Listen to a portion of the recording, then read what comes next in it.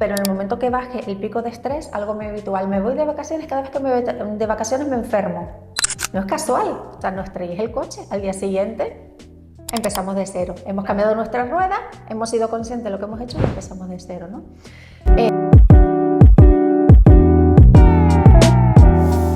¿Cómo influyen los desórdenes hormonales en nuestra vida diaria? Vale, en primer lugar tenemos que precisar lo que es una hormona, ¿vale?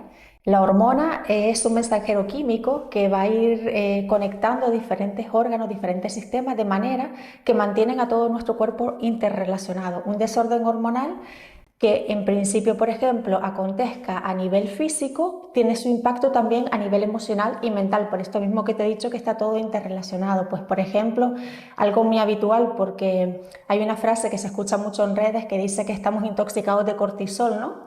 Cuando ese cortisol está muy elevado, que te conlleva pues a un desorden hormonal, implica que te puede llegar a inhibir el ciclo menstrual y no menstruar, e incluso a tener molestias físicas. Cuando una persona está con un estrés crónico, pues puede tener dolor en la zona cervical, y es todo debido a ese pequeño desorden hormonal, entre comillas lo de pequeño, que conlleva una serie de complicaciones a nivel sistémico. Me llama la atención porque hemos hablado otras veces también, como ese desorden hormonal te puede virar un poco al revés tu día a día, tu vida. Totalmente. Antes de seguir el podcast, porque yo creo que es súper importante saber quién es Iraya. Bueno, sin duda esa va a ser la pregunta más complicada y retadora, porque creo que cuando uno se autodefine, muchas veces se autolimita a la percepción subjetiva que tenga de uno mismo, ¿no?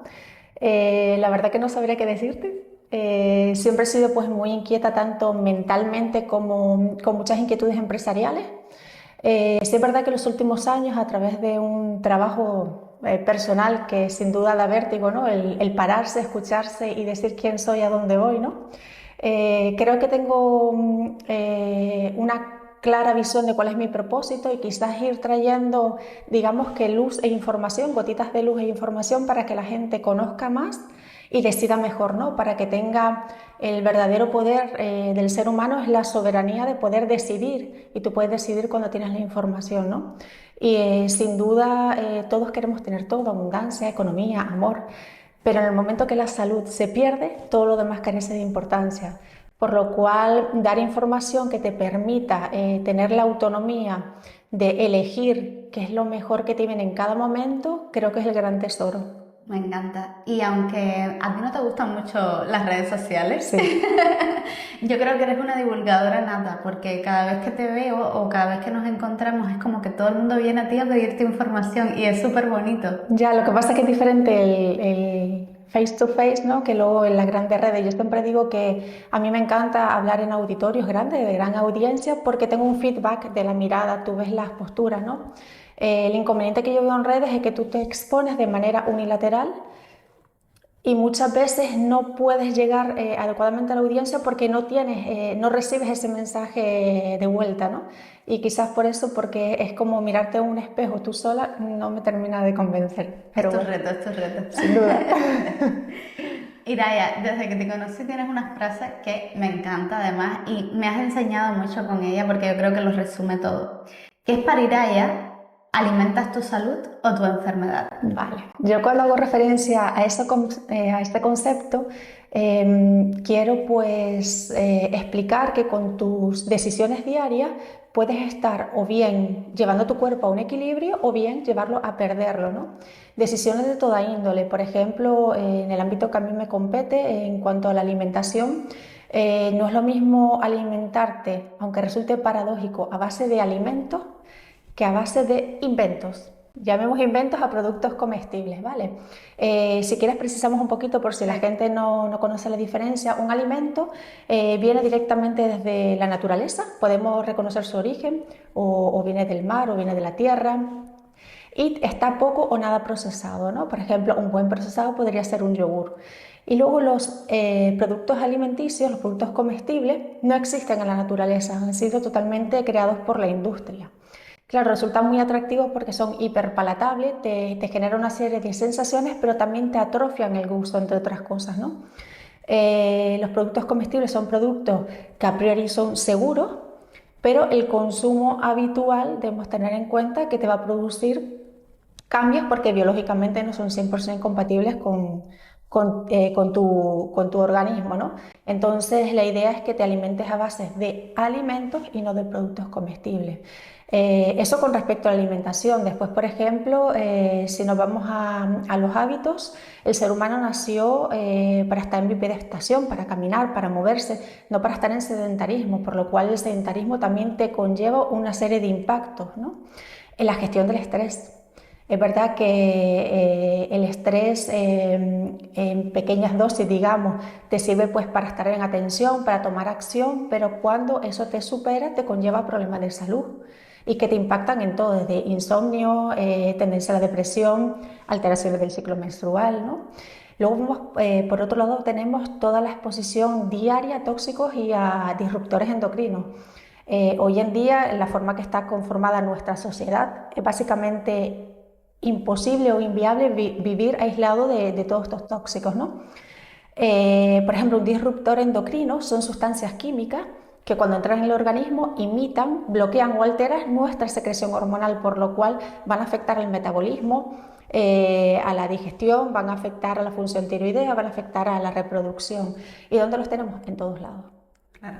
Desde los productos de limpieza, desde la cosmética, incluso en los muebles de conglomerado que tienen pues retardante de llama, ¿vale? Entonces, por eso decía que cada una de estas pequeñas decisiones que tomemos, si como un alimento o como un producto ultraprocesado, si me muevo o soy sedentario, pues va a llevar a que tu organismo mantenga ese equilibrio o lo pierda.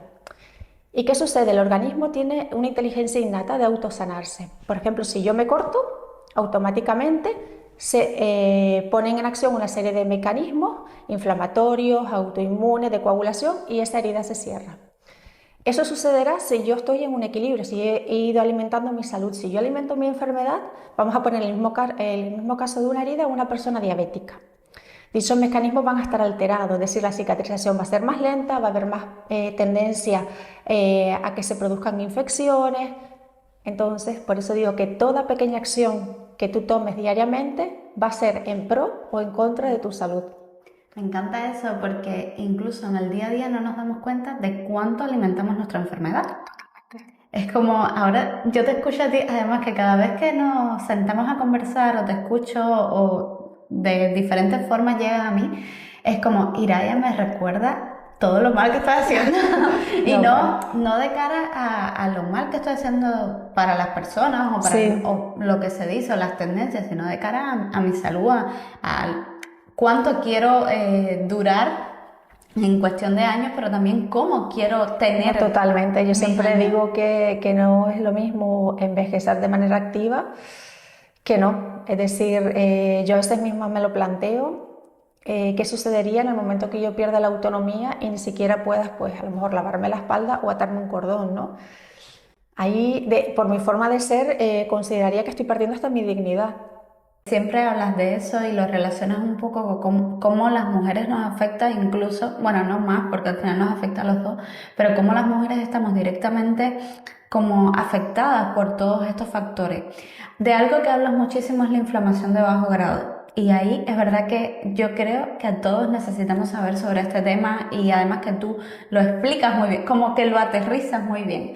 Para quien nos esté escuchando, me encantaría que empezaras por qué es la inflamación de bajo grado. Hay que diferenciar entre la inflamación aguda y la inflamación crónica de bajo grado. La inflamación aguda es, por ejemplo, cuando te das un golpe, cuando hay una infección, se activan una serie de mecanismos, un periodo muy corto, de manera que ejercen su función y una vez que la infección se aplaca o por ejemplo, el corte se cierra, desaparecen dichos mecanismos.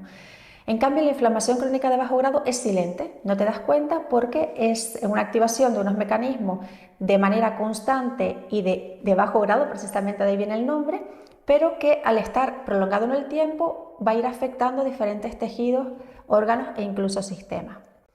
¿Qué sucede cuando estamos en un estado de inflamación crónico de bajo grado? Pues que ya nuestro cuerpo no responde igual, nuestro sistema inmune, por ejemplo, se debilita. Entonces vamos a ver que tenemos más tendencia a tener resfriados, a coger cualquier tipo de infección y luego que es más difícil, pues por ejemplo, que dicha infección remita. Impactos en todo. En cuanto a la piel, vas a ver modificaciones en la piel, que salen erupciones que salen, aparecen, desaparecen sin causa aparente. Luego desórdenes hormonales totalmente derivados, mayor propensión a tener, por ejemplo, insulinoresistencia, que al final, si no se maneja adecuadamente, terminas en una diabetes tipo 2. Entonces son estados que realmente pueden ser independientes o asociados a otras patologías. Por eso es la importancia, a veces dice, ¿cómo yo sé si tengo una inflamación crónica de bajo grado? A veces es bastante sentido común, si tus hábitos están alimentando tu enfermedad, es bastante probable que lo tengas.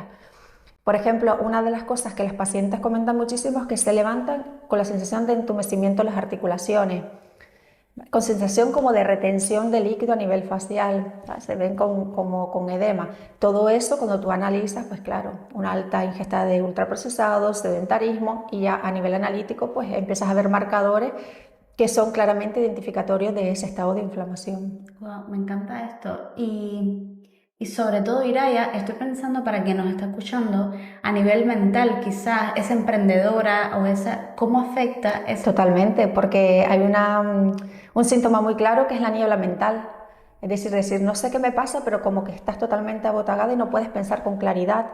También hay una merma en el nivel de concentración y por consiguiente, si no te puedes concentrar en tu puesto laboral, el crear, si eres, por ejemplo, una persona que te dedicas a la creación, dicho proceso se ve totalmente parado, ¿no? Entonces afecta directamente.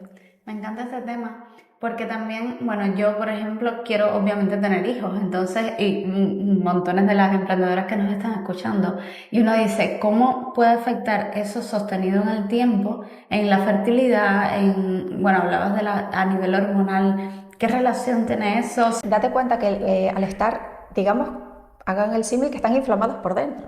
Cuando algo está inflamado, pues ni recibe ni emite lo mismo, por un lado, ¿no? Entonces, a nivel reproductivo afectan diferentes ámbitos. Desde el punto de vista de la búsqueda del embarazo, los gametos, tanto el óvulo como el espermatozoides, cuando hay una inflamación crónica de bajo grado, tienen una merma de la calidad. Cuando merma la calidad se dificulta pues en lo que es la concepción en sí. En el caso de que acontezca, ¿no?, de que se logre un embarazo, la siguiente fase sería el de implantación, ¿no?, cuando el embrión baja y se implanta. Cuando hay inflamación crónica de bajo grado, ese revestimiento uterino, lo que sería el endometrio, también se ve afectado, porque para el grosor endometrial tiene que llegar a un determinado grosor para que sea adecuada la implantación, y ese grosor tiene que tener una suficiente irrigación. Si estamos diciendo que afecta a nivel sistémico, también eso se va a ver afectado. Entonces puedes ver o dificultad, es decir, que hayan abortos de repetición o que no acontezca ni tan siquiera el embarazo, ¿no? Una vez que sucede el embarazo, una mujer embarazada que tenga una inflamación crónica de bajo grado, habrá mayor tendencia a una diabetes tipo 2 o una preeclampsia. Pongamos el caso que evoluciona y está el parto, pues mayor probabilidad de hemorragia postparto y más dificultad de la cicatrización si hay una episiotomía, obviamente porque hemos dicho que todos estos procesos circulatorios se van a ver afectados. Y con respecto al feto en sí, también hay dificultades en cuanto al crecimiento, incluso a la maduración fetal, y luego lo hace más susceptible a padecer enfermedades crónicas no transmisibles durante la infancia, como puede ser una diabetes e incluso problemas cardiovasculares. Es decir, Es que es una gama que uno parece algo, o sea, a la vista parece algo muy sencillo, que uno dice, bueno, ahora se está hablando mucho de eso, tal, pero no le damos mayor importancia. Si vamos realmente a la raíz, es como afecta en todos los sentidos. podría afectarte en todo, claro. También estamos hablando ya de que no es lo mismo, hay diferentes grados, digamos, ¿no? Claro. Entonces, en función de ello será mayor o menor la afectación. ¿Cómo nosotros alimentamos esa inflamación? O sea, ¿qué alimentos como los que decías al principio, que alimentan nuestra salud, también pueden beneficiar? Totalmente, es decir, al final somos un todo. Si tú estás saludable no va a haber una inflamación crónica de bajo grado, ¿vale? Entonces, ¿qué alimentos? Primero, ¿qué no alimentos? Es decir, todo lo que no sea un alimento no se debería ingerir, o por lo menos no ingerir de manera habitual, ¿no? En cambio, hay otros que sí van a potenciar ese efecto antiinflamatorio, ¿no?, que son todos aquellos que tengan altos niveles de antioxidantes, que lo encontramos en las frutas y las verduras, por ejemplo, con niveles buenos de polifenoles, todo lo que sea de color rojo, una fresa, una remolacha, una cebolla morada. Luego los que tengan un alto contenido en omega 3, que el omega 3 es antiinflamatorio, lo vemos en los pescados azules, lo vemos en las nueces, por ejemplo, en semillas como lino, chía. Luego también es importante la correcta hidratación, que muchas veces nos olvidamos de hidratarnos, ¿no? Que eso también influye. Por otro lado, el consumo habitual de alimentos que sean probióticos o prebióticos, lo podemos ver en fermentados tipo chucrut, el kimchi, el kéfir. Y luego el correcto funcionamiento en cuanto a la secreción de la bilis en el proceso digestivo y luego la excreción hepática. Y para eso hay alimentos que tienen efectos coleréticos y colagogos, como puede ser el brócoli, como puede ser el boldo. Entonces, al final, si te fijas, es centrarte en alimentos. Claro. O sea, huevo, carne, pescado, fruta, vegetales. ¿Vale? Es que no es tan complicado, lo hemos complicado nosotros. Incluso a veces dicen, es que comer bien es más caro. Bueno, eso es discutible para empezar, pero más caro ¿para quién y hasta cuándo? ¿No? Claro. Porque si tú estás alimentando una enfermedad y mañana vas a tener una patología crónica, pues yo no sé cuán caro te va a resultar una cosa a la otra. Y al final es muy sencillo. De hecho, tú ves cerca de los colegios suelen haber estancos o lugares donde pueden comprar cosas y tú ves como por la mañana salen niños que se llevan de desayuno de media mañana una bebida edulcorada y un ultraprocesado. A mí nadie me va a discutir que eso es más barato que un plátano y un puñado de nueces. ¿Vale? Es verdad. Ni más barato ni más rápido. Lo que pasa es que quizás se nos ha hecho creer que eso es parte de la evolución o no lo sé. Claro. Yo amo el marketing, pero nos ha afectado mucho en ese sentido, porque nos ha hecho ver que lo realmente rico, lo realmente atractivo a la vista es lo ultraprocesado, lo creado por el hombre. Entonces ahí un poco yo creo que también a nivel visual nos afecta y nos llama más la atención. Claro, yo siempre digo que hay que volver al mercado, más mercado y menos supermercado. Y cuanto el etiquetado y el envasado sea más llamativo, más colorido, peor es. Y es más, inteligentemente cuando tú vas te lo ponen en los lineales que quedan a la altura de tu mirada, ¿no? Entonces es volver atrás, carnicería, pescadería. Bueno, un poco yo creo que esta sería como la solución pero si quien nos está escuchando dice, porque para no dejar atrás un poco la inflamación de alto grado, que siente que tiene alguno de estos síntomas, siente que tiene esto o se la ha identificado directamente. ¿Cuáles serían como esos pasos que tú recomiendas a tus pacientes en consulta o ese paso a paso para comenzar? A ver, primero yo les invito a que hagan un diario, que cojan una semana y anoten de manera objetiva qué hacen, qué comen diariamente. ¿Por qué? Wow. Porque uno ve en consulta que se tiende a infravalorar lo que se hace mal y a sobrevalorar lo que se hace bien. Claro.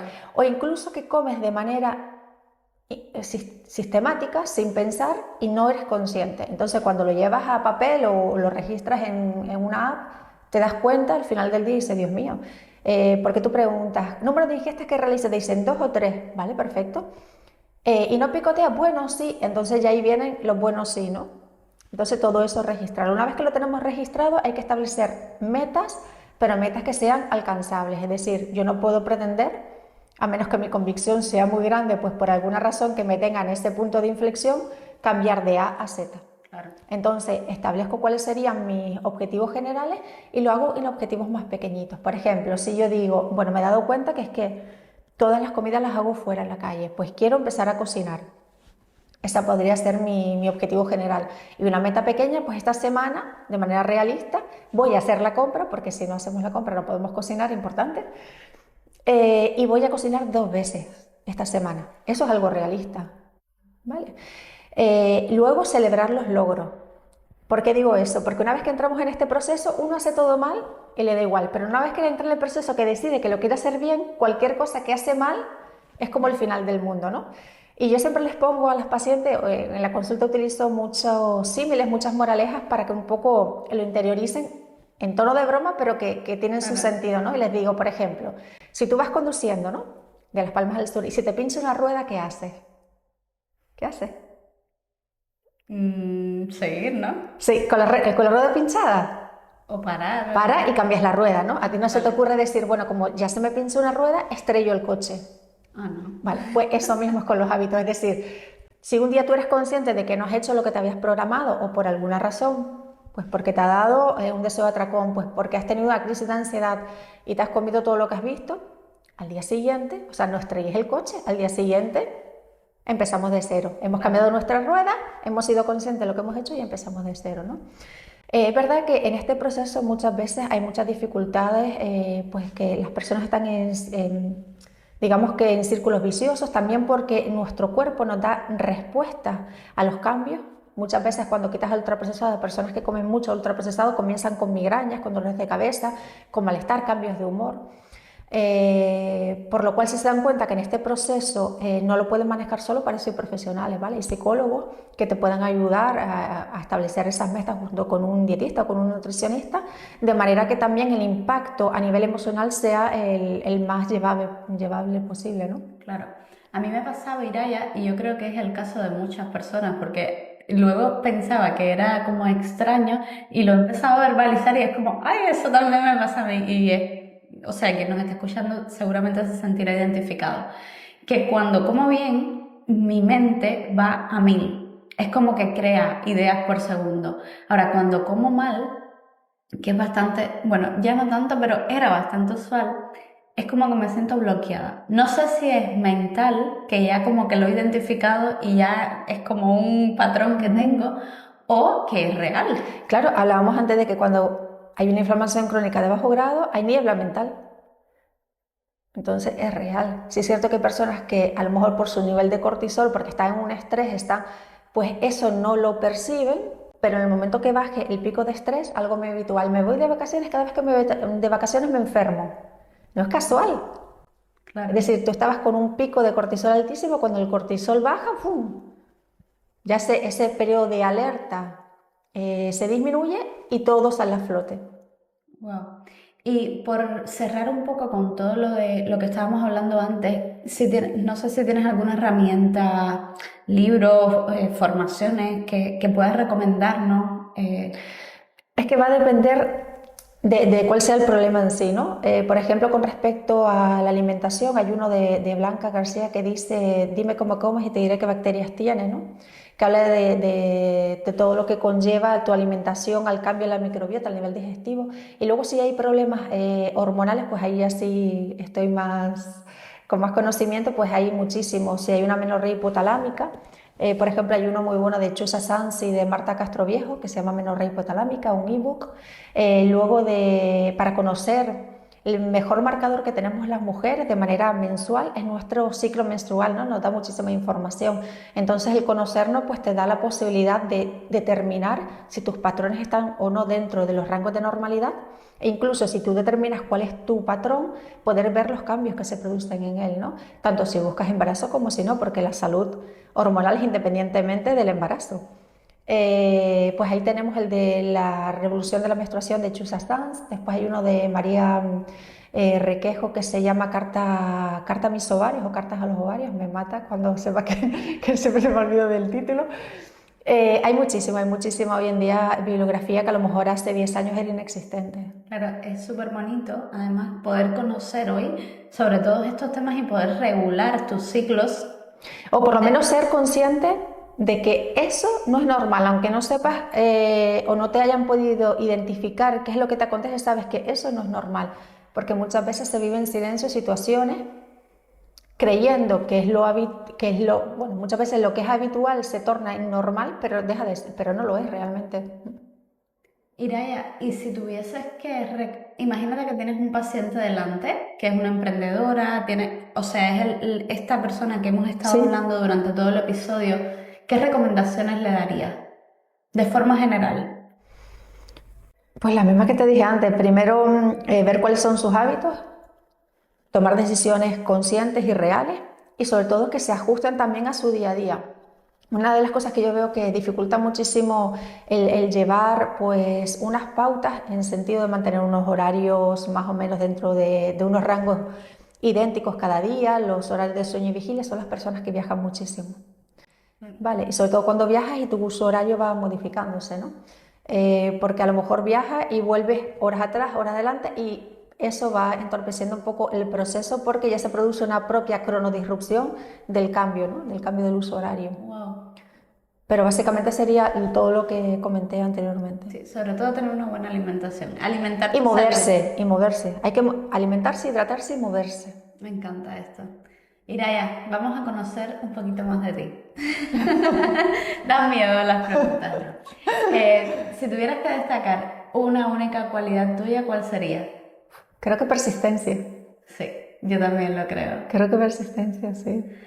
¿A quién no has conocido aún que te gustaría conocer? Siempre me pregunta lo mismo y siempre digo lo mismo. Si me escuchas, Pau, a Pau Boyer. Del ámbito de la salud hormonal y reproductiva, es verdad que he tenido la suerte de personas que yo admiraba, pues posteriormente incluso trabajar juntas, y con el único que no he podido coincidir es con Pau, que sin duda es el monstruo de la fisiopatología hormonal femenina. Me encanta. Y si tuvieras que darle un mensaje a la Iraya de hace 5 años atrás, ¿qué le dirías? Uf. Pues la verdad que no sabría decirte. Que al final no fue tan complicado. Han cambiado muchas cosas Muchas en 5 cosas, años. sí. No solamente en mí, sino en el entorno, ¿no? Antes decir que, por ejemplo, determinadas desórdenes hormonales se podían llegar a regular, incluso sin medicación convencional, poco menos que eras una bruja o una loca, ¿no? Hoy en día, pues por suerte se sabe que sí, ¿no? Que el verdadero poder reside en muchos pequeños cambios que te llevan, sobre todo cuando hay amenorragias hipotalámicas funcionales, te llevan a recobrar tu ciclo menstrual y tu normalidad sin que me dé ningún tipo de químico convencional como conocemos, que cuando es necesario, pero que hay muchos de los casos que no resuelven nada y al contrario ocultan lo que realmente está aconteciendo. Sí, tú siempre has sido como muy pionera en esos Sí. temas más disruptivos. Bueno, sí, lo que creo que una vez te dije la frase que adelantarse muchas veces es lo mismo que equivocarse para la Sí. sociedad, entonces también eres la primera en llevarte los palos. Claro. Te voy a hacer, bueno, una pregunta que no tiene nada que ver, bueno, tiene todo que ver, pero a la vez un poco, que es, ¿qué crees o qué es lo que alimenta la hipertensión? Personas hipertensas sensibles son muy pocas. ¿Qué pasa? Que se confunde el consumo de sodio con la retención de sodio. ¿Vale? Y la retención de sodio viene a ser como secundaria a un estado de insulinoresistencia, la cual se alimenta con una ingesta abundante de carbohidratos, sobre todo carbohidratos simples, que tu cuerpo pierde la capacidad de poderlo gestionar. Secretas insulina y llega un momento que el tejido sensible no es capaz de reconocerlo, ¿no? Entonces te entras en un estado de hiperinsulinemia. Ese estado de hiperinsulinemia activa pues otros mecanismos que lo que van a hacer es que se activen otros sistemas y aumente la retención de sodio. Entonces el problema en casi el gran porcentaje de las personas no es la ingesta de sodio, sino esa retención de sodio mediada por un estado de insulinoresistencia. Yo creo que esto dentro de un tiempo va a ser muchísimo más visible y lo veremos, o sea, Hombre, hay mitigará temas más. que a día de hoy, cuando tú te vas al análisis puro de la fisiopatología, te das cuenta que han estado sesgados con o sin intención. Y sin querer entrar en polémicas, pues el tema del colesterol, o sea, hay muchísimo. Me encanta. No obstante, en tus redes sociales también, aunque no eres muy ¿Están dormidas? activa, no, pero realmente sí es verdad que tienes muchísimos de estos temas que están ahí bien explicados y Sí. las dejaremos aquí abajo, todas tus redes sociales, los proyectos que tienes que son súper bonitos y también cómo puedes ayudarnos a nosotros y a quien nos está escuchando. Iraya, vamos a terminar el podcast con una pregunta que siempre le hago a todos los invitados y es si tuvieses todos los, vamos a poner los altavoces del mundo y pudieras dejarle un mensaje a las personas que nos están escuchando, incluso a tus hijos, a quien sea, ese mensaje que tú sientas que resuena con este momento de tu vida, ¿cuál sería? Pues que el poder reside en ti, Wow. que tú tienes tu total soberanía de decidir, pero para decidir tienes que conocer, ¿no? Entonces tienes totalmente el poder de todo lo que acontezca en tu vida. Me encanta.